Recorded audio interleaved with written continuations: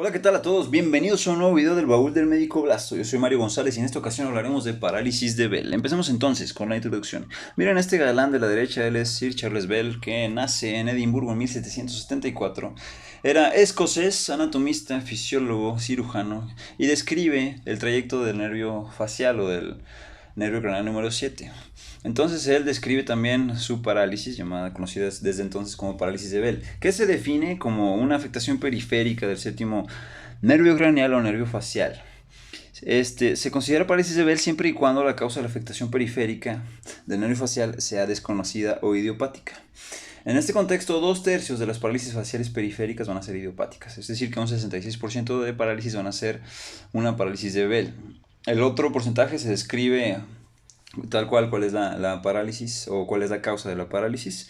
Y bueno, los pacientes se van a presentar de forma aguda con debilidad facial, unilateral, lo que resulta en una sonrisa simétrica o problemas para cerrar completamente los párpados. Se puede distinguir de una parálisis facial central por una preservación de los músculos de la frente en una parálisis central, ¿sale? Por ejemplo, cuando tú le pides al paciente que suba las cejas y que para que los surcos de la frente se empiecen a notar, todas las arruguitas, un paciente con parálisis central lo va a lograr de ambos lados.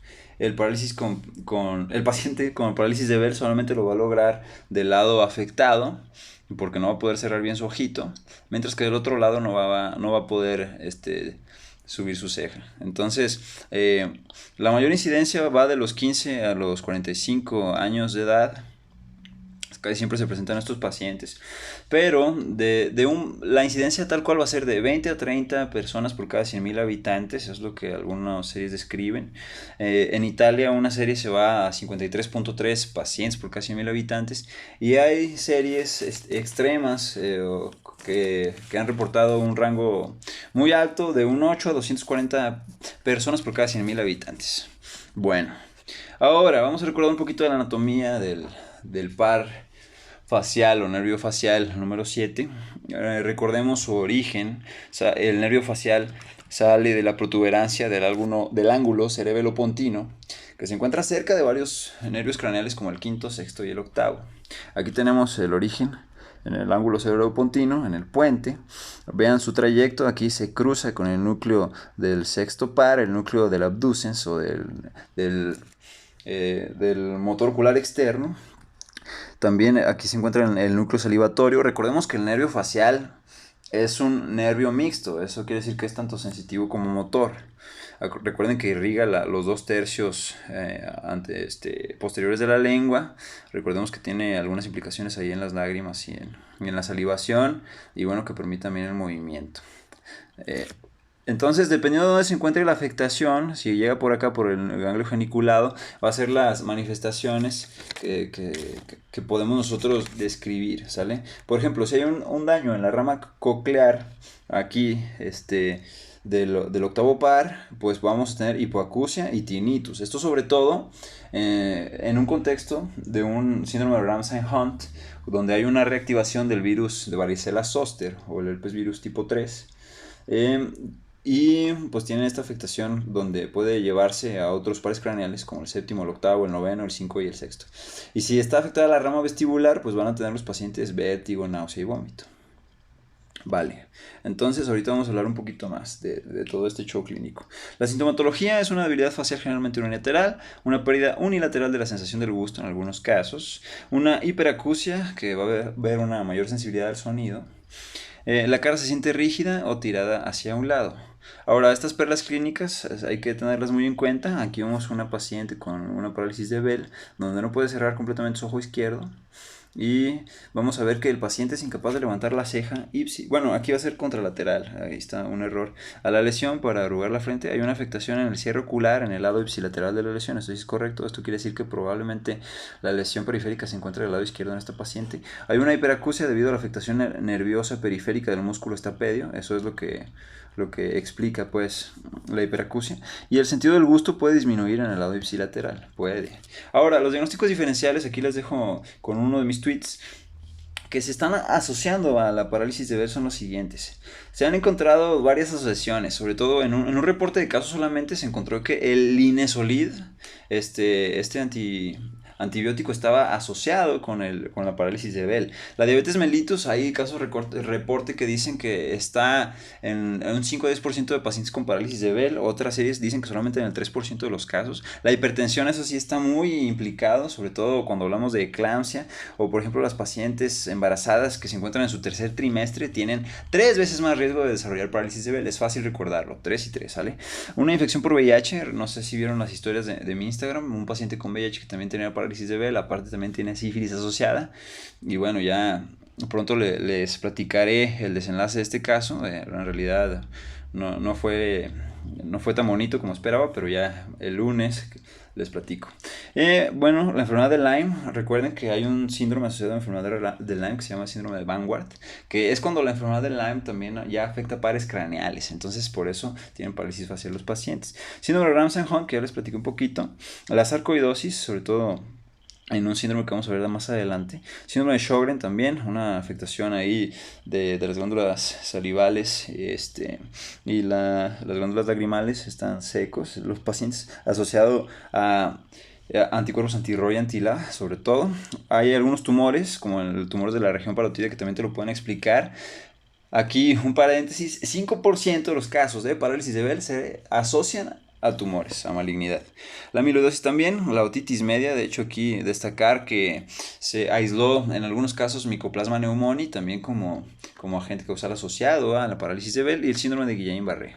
Ahora, este síndrome raro, el síndrome de Melkersson-Rosenthal, que les compartí por ahí en mi Twitter y en mi Instagram, se caracteriza por la siguiente triada: parálisis facial idiopática, como esta imagen, como esta imagencita de la izquierda, la lengua fisurada y el edema orofacial.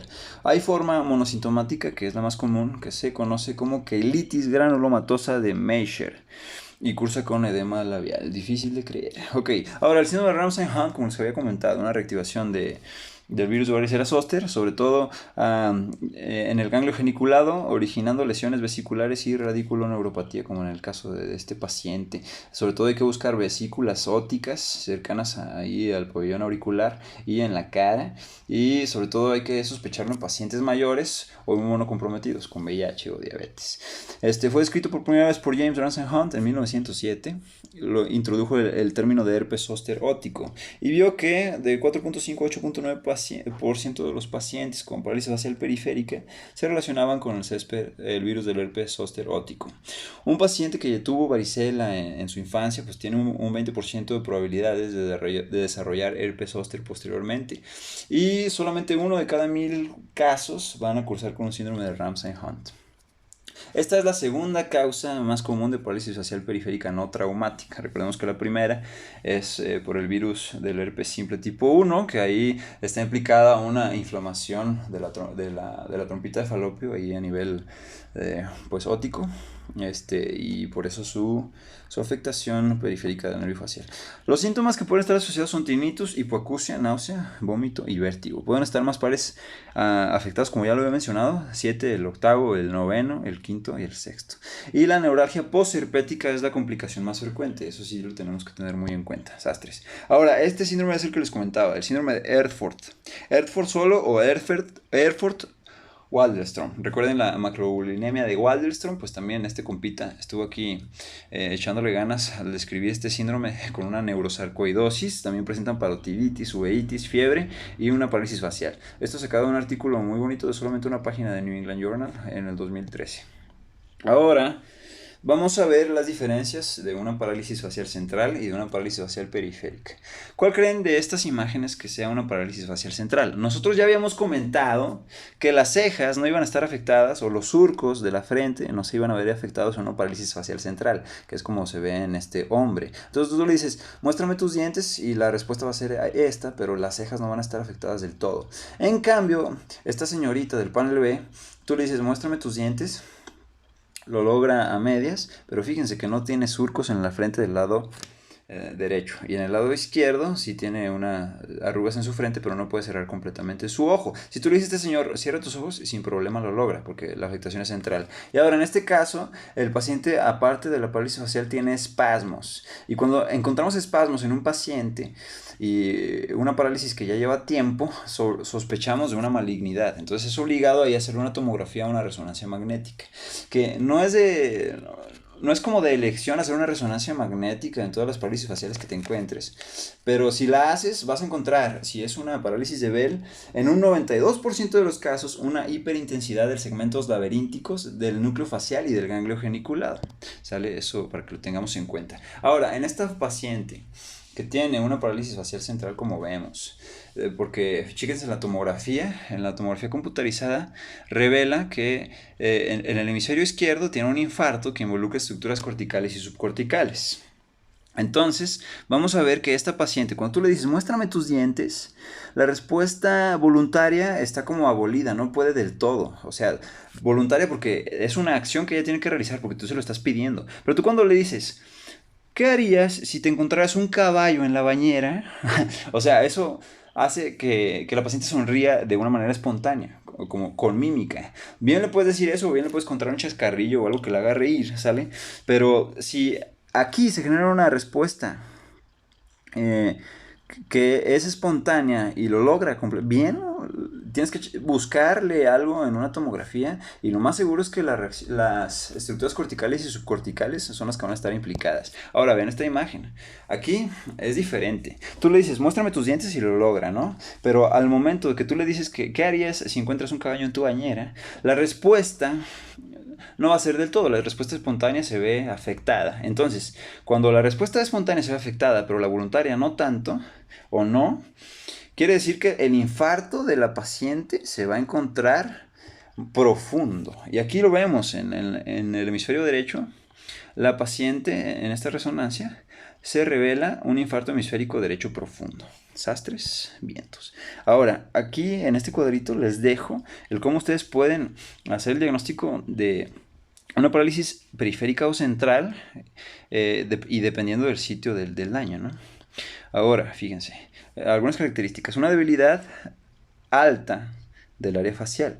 Bien puede ser que sea periférico, pero si es central, o sea, si tú ya viste que tiene como movimientos involuntarios o como espasmos y que le hiciste una tomografía, una resonancia y viste que hay una afectación, pues vamos a ver si el daño es voluntario o si el daño es mimético. Y aquí cuando la afectación es en la parte superior, pues no va a haber daño en ninguno de los dos. Si la afectación es en la parte inferior, en lo central, vas a ver que ambos pueden estar afectados, tanto lo mimético como lo voluntario, o lo espontáneo y lo voluntario. Y dependiendo, vamos a ver el sitio del daño. Si es periférico, pues va a ser en el puente o en el trayecto tan enorme que tiene el facial. El periférico y el sitio de la lesión va a ser ipsilateral. Ahora, si es central, pues el daño va a estar en el hemisferio contralateral. Ahora, nada más aquí tomar en cuenta que si tiene espasmos, pues hay que buscar siempre un tumorcito. O si a pesar de que le hiciste una tomografía no viste nada, ya pasaron más de 2 meses y el paciente persiste con su debilidad, hazle otra vez otro estudio, porque lo más seguro es que sí se trate de un proceso tumoral. Y si ya ves espasmos, pues te lo confirma. Ahora, es importante resaltar que en cuanto al tratamiento de la parálisis de Bell, si tú no le das ningún tratamiento, 84% de los pacientes van a evolucionar de manera correcta y van a recuperar completamente. Y 71% van a recuperar a medias. ¿Sale? Eso lo vamos a ver ahorita con una clasificación que nos va a iluminar sobre el posible resultado desenlace que tenga esa parálisis. Ahora, este cuadrito es súper importante y muy bueno porque te dice dónde está el sitio del daño, cuáles son las causas más comunes, los signos faciales y las características clínicas asociadas. Entonces, si tenemos una afectación cortical o subcortical, pues ya vimos que vamos a tener una parálisis facial contralateral y la lagrimación, la salivación y el gusto van a estar intactos. Aquí hablamos de una, a mí parece, contralateral y espasticidad, espasmos que les había dicho.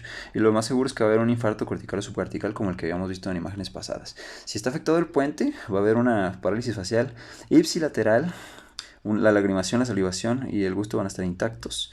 Va a haber una hemiparesia contralateral, va a haber pérdida sensorial, ataxia, nistagmus ipsilateral, una parálisis del abducens, que eso quiere decir que está afectado el sexto par craneal y quiere decir que tu ojito, uno de tus ojitos, el que esté afectado, no va a poder moverse hacia los lados. Y vamos a tener una oftalmoparesis. Y puede haber un infarto pontino, puede haber un glioma o puede estar relacionado con la esclerosis múltiple. Ahora, si la afectación está en el ángulo cerebelopontino, vas a tener una parálisis facial o una debilidad periférica ipsilateral, la lagrimación, la salivación y el gusto usualmente pueden estar intactos. Va a haber tinnitus, puedes tener esto que numbens es entumecimiento facial, ataxia y nistagmus. Y aquí puede ser un neuroma del acústico o del facial, un meningioma, un colestatoma, un linfoma, un aneurisma o sarcoidosis. Bien, ahora, si tienes afectación en el nervio facial o en el conducto o en el canal proximal interno o que involucra al ganglio geniculado, aquí vemos ahora sí que hay una parálisis ipsilateral facial. Aparte va a haber la lagrimación, la salivación y el gusto pueden estar afectados. Y aquí tienes tinnitus, nistagmo y pérdida de la audición.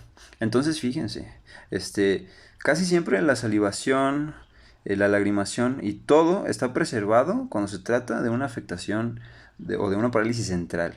Y puede estar afectado cuando se trata de una parálisis de Bell. Entonces las causas es eso, un síndrome de Ramsay-Hunt o un neuroma del acústico del facial. Ahora, si el nervio facial distal está afectado o el canal auditivo interno o el ganglio geniculado, puedes también tener la debilidad facial periférica ipsilateral.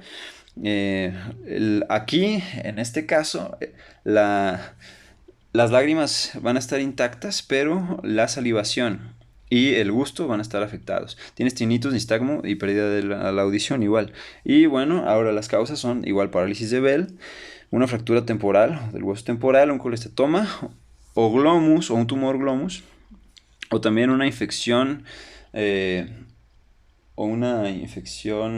auditiva interna, o más bien una otitis media interna. Ahora, cuando el nervio facial está afectado o el foramen estilomastoideo, tienes una parálisis facial periférica ipsilateral, la lagrimación, la salivación y el gusto están intactos. Puedes tener asociado un golpe o un daño en tu cabeza o también una masa parotidia. Aquí pues una fractura en la cabeza o el tumor de la parótida pues son obviamente las causas más comunes que se encuentran asociadas. Bien, entonces. Ahora, esta clasificación de Haus-Brackmann es lo que les decía. Solamente te evalúa el grado de afectación o de gravedad de tu parálisis facial. Y vemos que, por ejemplo, en el grado 1 tienes una función simétrica y normal en todas las áreas. En el 2, ligera debilidad notoria solamente bajo una inspección detenida. Y ya si nos vamos hasta el 6, pues ya no tienes movimiento. Esto solamente nos sirve para ver cuál va a ser como la evolución de tu paciente. Si se encuentra en el grado 1 o 2, lo más seguro es que va a recuperar sin ningún problema, hasta sin tratamiento. Si lo tienes en un 3 o un 4, va a recuperarse parcialmente. Y si lo tienes en un 5 o un 6, eso sí nos habla de un poquito de mal pronóstico. Como les dije, 84% van a salir hasta sin tratamiento y van a recuperar completamente su movilidad. Ahora, el tratamiento va a haber varias teorías o se postulan varias cosas en el tratamiento y sobre todo en el uso de corticoides. El uso de corticoides es lo que más se ha implicado con mejoría en los pacientes. Aquí lo que sí se recomienda es protección ocular con hipromelosa al 0.5%, 2 gotas cada hora, o hipromelosa al 2%, 2 gotas en el ojo al día. Y cuando el paciente vaya a dormir, pues le tienes que poner un parchecito en su ojo para evitar daños corneales. También los corticoides como prednisona 25 miligramos cada 12 horas por 10 días para pacientes de diagnóstico reciente en menos de 72 horas, así es, diagnóstico reciente.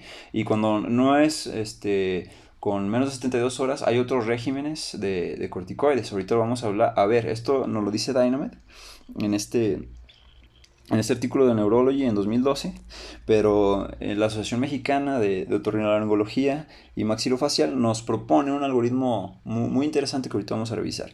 Y la terapia antiviral en pacientes con parálisis severa o en niños con erupción vesicular en la presentación. Es importante que cuando solamente tienes ya la certeza de que la parálisis de Bell es debida a un virus de herpes simple, tipo 1, pues empieza la terapia antiviral. Pero siempre la tienes que dar asociada al corticoide, porque es lo que más se ha visto que mejora en los pacientes. No, no es recomendado darla sola, ¿sale? Y los ejercicios de terapia facial se ve que más o menos funcionan, no hay una evidencia significativa. Y la acupuntura la menciona Dynamed, pero también no se ha visto una buena relación todavía, pues. Ahora, este es el algoritmo que les comento. Primero, pues tienen que descartar, o más bien clasificar a su parálisis de Bell como central, digo más bien, a su parálisis facial como central o periférica. Si es central, pues ya tomas su TAC, su resonancia y refieres a neurocirugía. Pero en lo periférico ya te vas a la clasificación de Holmes-Brackman, dependiendo del estadio, si es del 2 al 4, empiezas con corticosteroides, prednisona o prednisolona, a 60 miligramos cada 24 horas por 10 días. Si es severo, tienes que ver en cuánto tiempo se establecieron los síntomas. Si fueron mayor de 3 días, pues ándale, pégale con corticoides otra vez, el mismo esquema. Si no, si se establece de 3 días o menos, pues tienes que hacer pruebas serológicas para virus de varicela zoster, descartar zoster sin herpes clínicamente, y si tiene el herpes zóster descartado, pues te vas con una terapia no tan agresiva de antivirales. Solamente como 1000 miligramos de valaciclovir o 1000 miligramos de aciclovir por día por 5 días, más por 5 días más corticosteroides por 10 días. ¿Sale? Y hay una mejoría a los 3 meses, pues sí, pues alta. Si no hay mejoría a los 3 meses, tienes que remitir a medicina física y rehabilitación y valorar alternativas de electroestimulación y acupuntura.